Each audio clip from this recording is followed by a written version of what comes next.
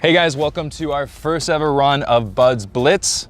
Basically, we're gonna dive into some crazy stuff that we're working on over here in depth for 2 minutes. So without further ado, let's put 2 minutes on the clock to talk about first party data. Here we go. All right, so what is first party data? That is your email list, and people have gone to your website. To make this simple, let's stick with your email list. So many companies have this huge email list, and all they do with it is they occasionally send out emails. And they're not always too thrilled with the ROI from that. Why? Well, they're lucky if they get a 20% open rate. More averages around 7 to 10%.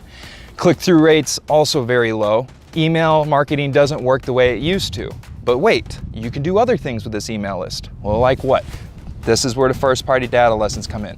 Upload them into Facebook, Instagram, LinkedIn, Google. You name it, you could probably upload it into that platform. How do you do that? Google it.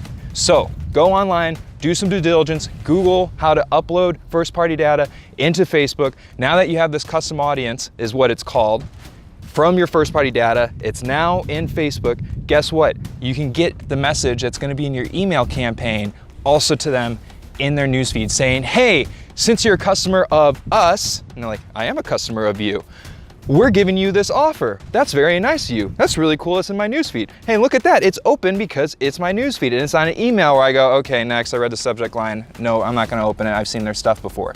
So this does a couple of things. I got 30 seconds. It gives you more frequency and it gives you more of an ROI.